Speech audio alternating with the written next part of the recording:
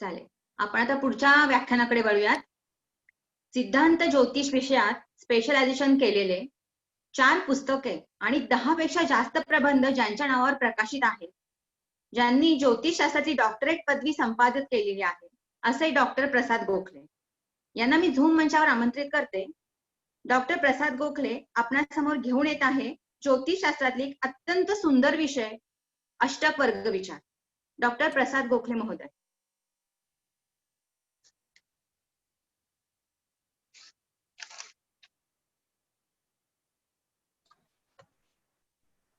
अचिंत्याव्यक्तरूपाय निर्गुणाय गुणात्मने समस्त जगदाधार मूर्ते ब्रह्मणे नमः।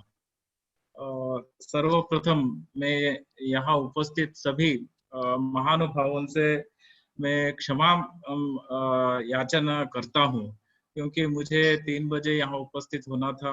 कुछ अनिवार्य कारणों से मैं यहाँ उपस्थित नहीं हो पाया, इस हेतु मैं आप सबसे क्षमा प्रार्थी हूँ।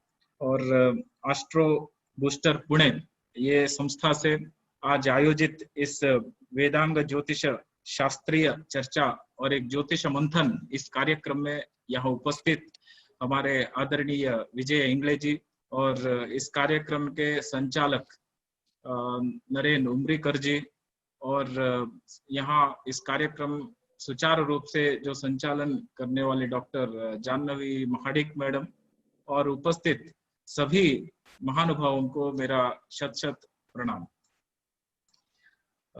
ज्योतिष मंथन ये जो है ये वस्तुतः एक अनोखा एक कल्पना है, क्योंकि मंथन से हमेशा 2 चीजें प्राप्त होती है। एक है अमृत, हम अमृत की चर्चा करेंगे क्योंकि अमृत ही अपेक्षित है। अमृत के लिए ही मंथन किया गया था, अमृत प्राप्ति हेतु ही किया गया था। तो मुझे उम्मीद है इस ज्योतिष चर्चा सत्र के बाद, मंथन के बाद अवश्य अमृत मिलेगा। यहाँ अमृत मंथन के उपरांत नहीं मिलता है, अमृत तत्र तत्र प्राप्त होता है। जैसे अभी एक अमृत हमें प्राप्त हुआ, आज जो पहला व्याख्यान था ये भी हमारे मित्र ही है, हमारे उदय कुलकर्णी जी, उन्होंने एक सुंदर व्याख्यान प्राप्त किया, ये प्रस्तुत किया, उस द्वारा हमें अमृत मिला है। मैं भी यहाँ अष्टक वर्ग विचार में कुछ महत्वपूर्ण बातें ही आपके सामने रखूंगा, उसमें विस्तार में जाना कम समय में मुश्किल होगा, लेकिन जो उसका जो मूल है, क्यों अष्टक वर्ग का विचार किया गया, शास्त्रीय अष्टक वर्ग का विचार क्यों किया गया, यही कुछ बातें मैं आपके सामने रखता हूँ। देखिए, ज्योतिष शास्त्र जो आपको पता ही है त्रिस्कंधात्मक है, सिद्धांत, संहिता और होरा या फलित ज्योतिष उसको कहते हैं। फलित ही ये ज्योतिष है जहां हर एक वैयक्तिक रूप से ज्योतिष से हम जुड़ते हैं। जैसे वैयक्तिक एक कुंडली होती है, कुंडली हर एक की होती है, इससे हेतु ये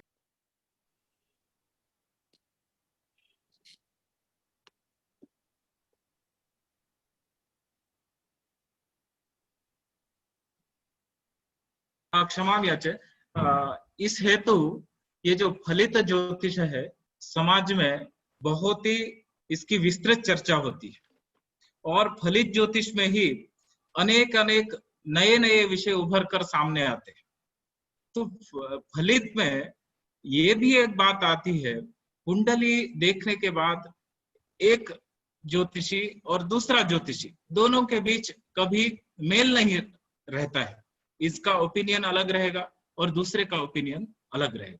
उसके लिए अलग अलग कारण होंगे, तत्त परिस्थिति जन्य कुछ कारण होंगे, या ग्रंथों का अध्ययन का कुछ कारण होगा, या उस समय का प्रश्न लग्न के अनुसार जो उस ज्योतिषी के मन में जो संकेत मिलते हैं उसके ऊपर निर्भर रहता है, या ज्योतिषी का जितना ज्ञान है उसके ऊपर निर्भर रहता है, या ज्योतिषी की जो उसकी जो आत्मशक्ति है या उसकी जो वाक सिद्धि है उसके ऊपर निर्भर रहता है।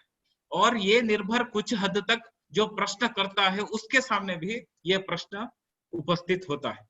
तो इसीलिए क्या हुआ, ये जो फलित जो है वो ग्रह के स्थिति के अनुसार, ग्रह के उच्चादि राशियों के अनुसार और लग्न के अनुसार, जन्म राशि के अनुसार और विंशोत्तरी दशा के अनुसार या कुछ अलग अलग सिद्धांतों के अनुसार अलग अलग फल कथन हम कर देते हैं। लेकिन कहीं भी फल निश्चयात्मक नहीं रहता है। निश्चयात्मक फल कहीं नहीं रहता है। इसका कारण मैंने पहले ही बताया, इसके अलग अलग कारण है। लेकिन अष्टक वर्ग जो एक ऐसा चीज है, ऐसा एक विचार है, ऐसा एक बहुत बड़ा विस्तृत विषय है जहां आप निश्चयात्मक फल कथन कर सकते हैं। निश्चयात्मक फल अष्टक वर्ग के गणित के अनुसार 10 विशिष्ट विद्वान एकत्र उपविश्य या अन्यत्र उपविश्य फल कथन करेंगे तो 10 लोगों का भी एक जैसा ही फल आएगा। ये एक अष्टक वर्ग की बहुत विशेष बात है, क्योंकि निश्चयात्मक फल कथन हेतु ही ये जो शास्त्र है, ये जो विषय है, इसकी व्युत्पत्ति हुई। अष्टक वर्ग का विशेष महत्व निश्चयात्मक फल कथन। इसका देखिए, विशेष रूप से आपको मैत्रेय और पराशर का जो संवाद रूपी ग्रंथ है वो बृहद पाराशर होरा शास्त्र, जैसे गीता एक संवादात्मक ग्रंथ है, उसी प्रकार बृहद पाराशर होरा शास्त्र संवाद रूपी ग्रंथ है। यह संवाद किसके साथ हुआ? यह संवाद अष्टादश जो ज्योतिष शास्त्र के प्रवर्तक में से एक विशिष्ट आचार्य है पराशर, और उनके जो शिष्य रहे मैत्रेय। मैत्रेय ने आचार्य से शुरुआत से, कहां से? राशिशील अध्याय, ग्रहशील अध्याय, उसके बाद वर्ग, जैसे षोडश वर्ग उसमें उसका विचार किया गया, जैसे जन्म, ये कुंडली के बाद होरा कुंडली के बाद दृष्कांड कुंडली के बाद त्रिंशांश कुंडली, द्वादशांश कुंडली, नवांश कुंडली, सप्तमांश कुंडली। इस प्रकार से सारी जो कुंडलियां है, षोडश कुंडलियों का विचार हो गया।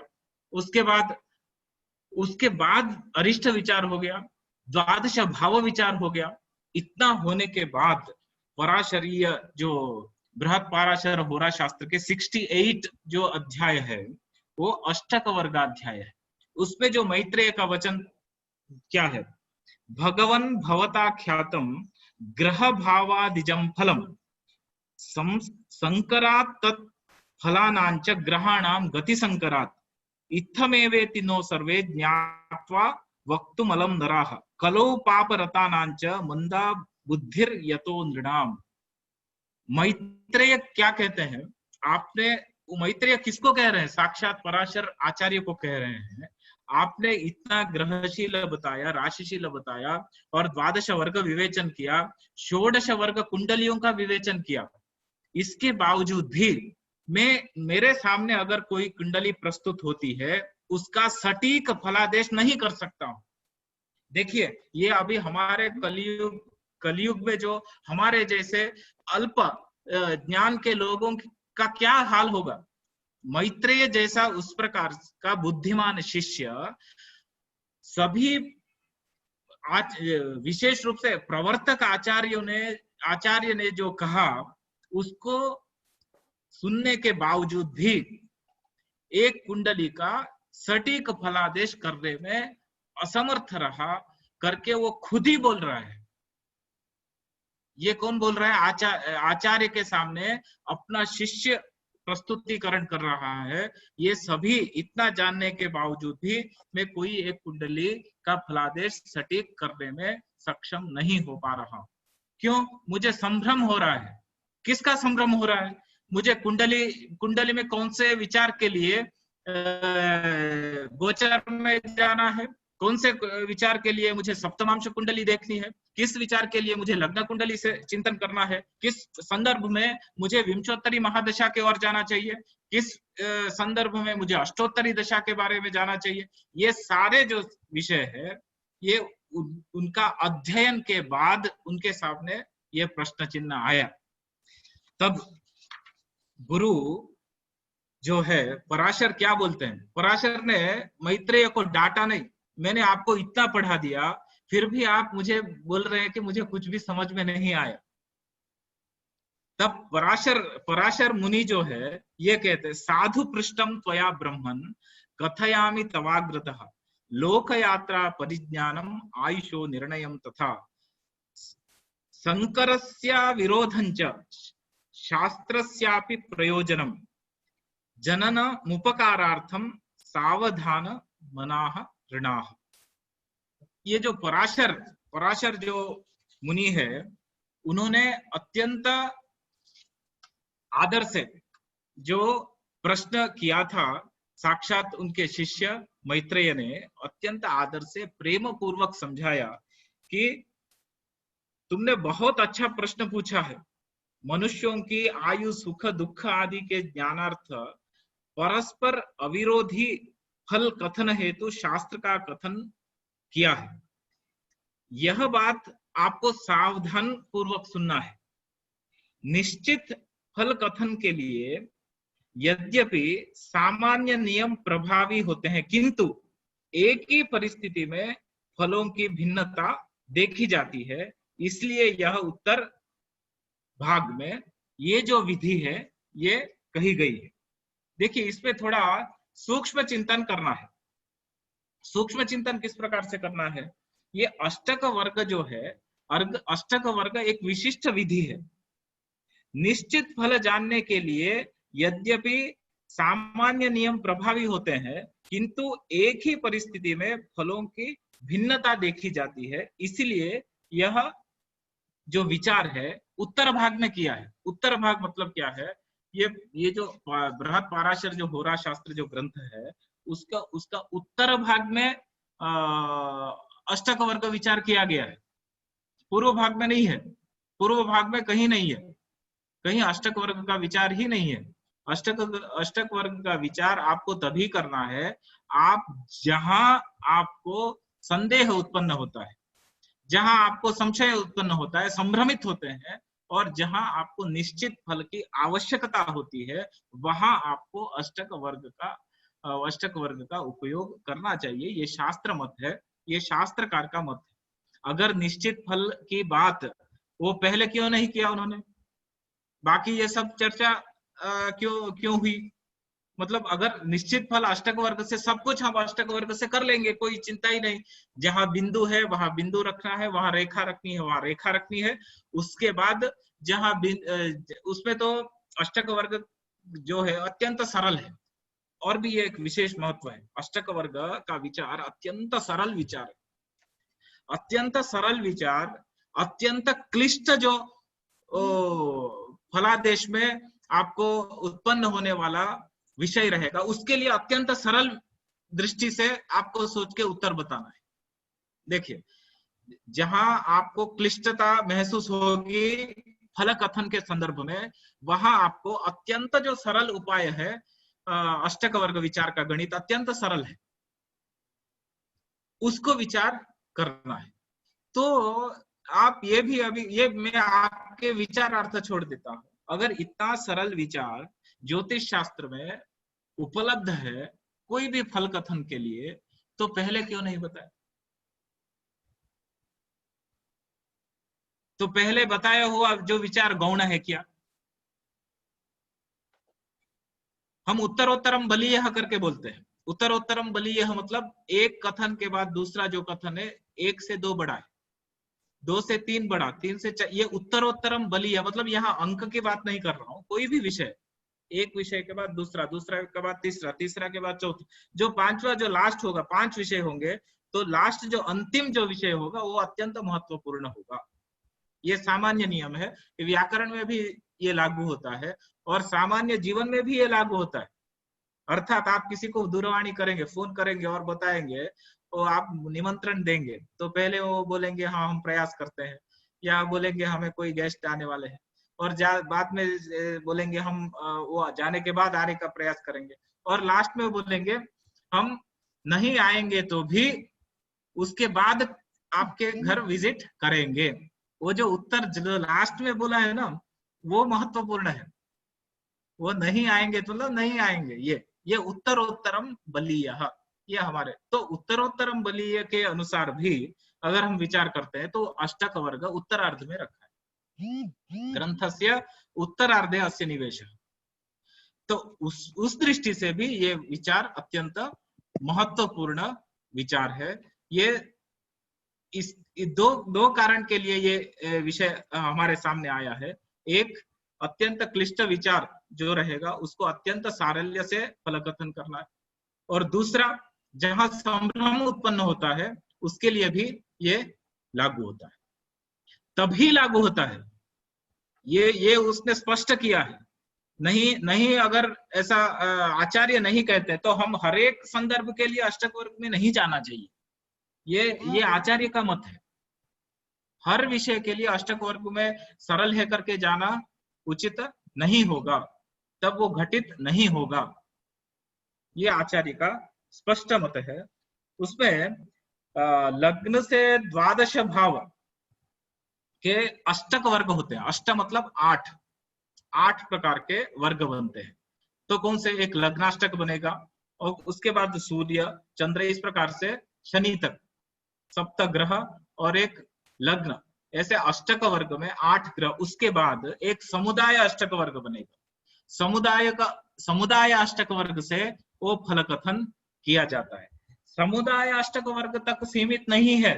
समुदाय अष्टक वर्ग से बिंदु रेखा के अनुसार, मैं पूरा उसमें डिटेल में नहीं जाना चाहता हूँ, बिंदु कहाँ लगाना है सूर्याष्टक वर्ग में, शुभ स्थान कौन से है, अशुभ स्थान कौन से, ये अत्यंत सरल है। आपको एक बार कोई किताब देखेंगे बृहत्पराशर इत्यादि, तो आप खुद ही अष्टक वर्ग बना सकते हैं। ये सरल है, विचार सरल है, लेकिन क्लिष्ट विचारों के लिए बनाया हुआ सरल विचार है। ये इस प्रकार से आपको लेना है।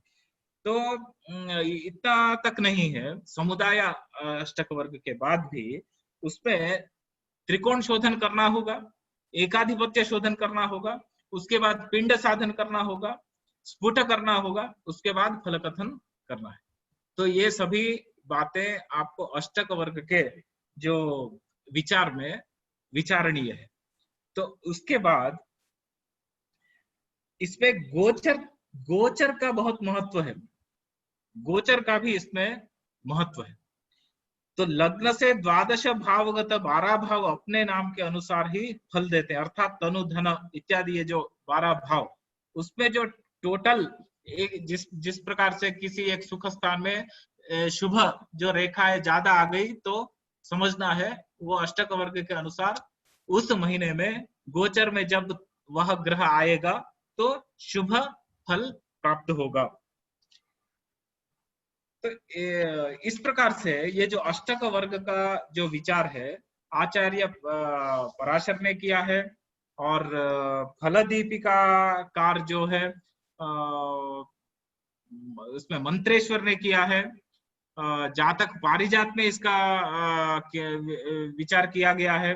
जातक पारिजात में आप देख सकते हैं, जातक पारिजात में अष्टक वर्ग का निर्माण किससे किया है उतना विस्तृत में नहीं गए। वो साक्षात बिंदु और रेखा कहाँ लिखना है और उसका फल, इसके बारे में ज्यादा विचार किया गया है। जातक पारिजात ग्रंथ देख सकते हैं, और फल दीपिका में है। सामान्य रूप से ये फलित ज्योतिष के सभी ग्रंथों में ये अष्टक वर्ग का विचार रहेगा, लेकिन सबसे ज्यादा सविस्तर जो अगर देखना है तो बृहत्पराशर होरा शास्त्र में आपको अष्टक वर्ग का सविस्तर उल्लेख मिलेगा। देखिए इसमें और एक भी कहावत है। तो ये भगवान शंकर ने यमल ग्रंथों में अष्टक वर्ग के रहस्यों के बारे में बताया। यमल ग्रंथ, हम ये बृहद जातककार ये वराहमिहिर आचार्य बोलते हैं कि यवन मतलब विदेशी जो मुस्लिम अरब इत्यादि जो है लोग है, उनके द्वारा जो आया हुआ ज्योतिष संबंधी ज्ञान है वो भी आचार्यों के द्वारा आया हुआ जैसा ज्ञान ही मानना चाहिए। तेपि आचार्यवत पूज्यन्ते, जैसे हमारे अष्टादश प्रवर्तक आचार्य है, उसी प्रकार यवनाचार्यों को भी वराह, साक्षात वराह मिहिराचार्य ने सम्मान दिया है और उन्होंने ग्रंथ में उद्धरण भी किया है, यवनास्तेपि आचार्यवत पूजनीयाः या पूज्यन्ते।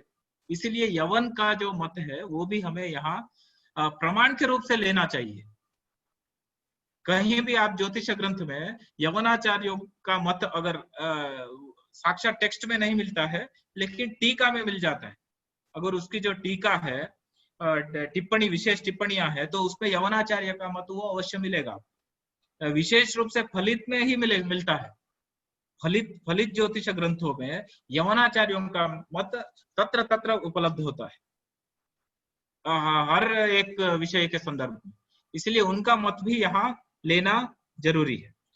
तो अष्टक वर्ग के रहस्यों को बताया, जो बाद में ज्योतिष शास्त्र के प्रवर्तक ऋषियों द्वारा विशेष रूप से बताया गया। जन्म लग्न और चंद्र लग्न की जो ज्योतिष में समान महत्ति मानी जाती है, जन्मकालीन चंद्र व लग्न की राशियों से गोचर देखना बताया है। शेष ग्रहों की राशियों का भी विचार गोचर पद्धति को समग्रता व सरलता प्रदान करके अष्टक वर्ग जोड़ा है।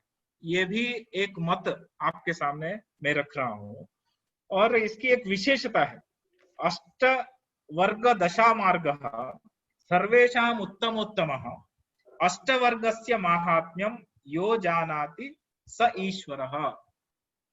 अष्टक वर्ग जानने वाला ईश्वर तुल्य है। यहाँ ईश्वर तुल्य अर्थात वो ईश्वर मतलब साक्षात भगवान का स्वरूप करके नहीं लेना है उसको, तात्पर्य अर्थ ये लेना है जो अष्टक वर्ग तक जिसने अध्ययन किया है। इसका मतलब क्या हुआ, पूर्व कथित सभी विषयों का उसको समग्र अध्ययन हो चुका है, उसके बाद अष्टक वर्ग का अध्ययन है। अष्टक वर्ग जानने वाला परिपूर्ण ज्योतिषी होगा, साक्षात ईश्वर उसको बता।